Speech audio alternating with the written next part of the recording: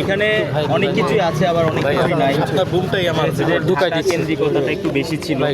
ঢাকার বাইরের বিভিন্ন জেলায় বিভিন্ন স্টোরি ছিল, কুমিল্লা, চট্টগ্রাম, রংপুর বা ঢাকার বাইরে প্রত্যেকটা জেলায় আসলে আন্দোলন হয়েছে। আন্দোলনটা যখন শহর থেকে গ্রামে বাংলাদেশের প্রত্যেকটা প্রান্তরে ছড়িয়ে গেছে, তখনই আসলে খুনি হাসিনা পালিয়ে যেতে বাধ্য হয়েছে।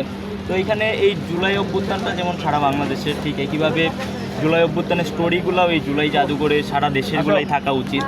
আমরা দেখেছি যে এখানে আসলে ঢাকার বাইরের ম্যাক্সিমাম জিনিসই আসে নাই, অনেক সিম্বলিক জিনিস ছিল যেগুলো আসে নাই। তো আমি চাইবো এই বর্তমান সরকারের কাছে আহ্বান থাকবে, এটা যেন আসলে দলীয়করণ করা না হয়। ধরেন আমরা দেখেছি যে বাংলাদেশে বারংবার ইতিহাস বিকৃত হয়, এবং এই ইতিহাসগুলো বিকৃত হয় শুধুমাত্র দলীয়করণ করার কারণে। আমরা দেখেছি মুক্তিযুদ্ধকে শুধুমাত্র আওয়ামী লীগীকরণ করা হয়েছে।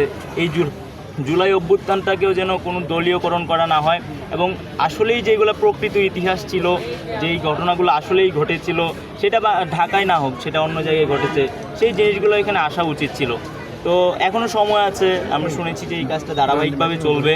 তো আহ্বান থাকবে যারা এই দায়িত্বে আছে, তারা যেন দেশের প্রত্যেকটা প্রান্তে গিয়ে দেশের প্রত্যেকটা হিস্ট্রি তো এখন সোশ্যাল মিডিয়াতে আছে, গুগলে সার্চ করলে পাওয়া যাবে, সেগুলো যেন কালেক্ট করে এখানে স্থাপন করা হয়, এবং মানুষ তাহলে তখন এসে এটাকে কানেক্ট ফিল করতে পারবে। এখন চট্টগ্রামের একজন মানুষ যদি আজকে এখানে আসে, দেখবে যে চট্টগ্রামে আসলে কিছু নাই, তখন তারা আসলে এই জাদুঘরটাকে, জুলাইটাকে এটার সাথে কানেক্ট করতে পারবে না। তো কানেক্টিভ যেন হয়, মানুষ যেন আসলে এটাকে ফিল করতে পারে। সারা দেশ থেকে অনেক দূর দূরান্ত থেকে মানুষ আসতেছে, এটার প্রতি মানুষের একটা আবেগ আছে।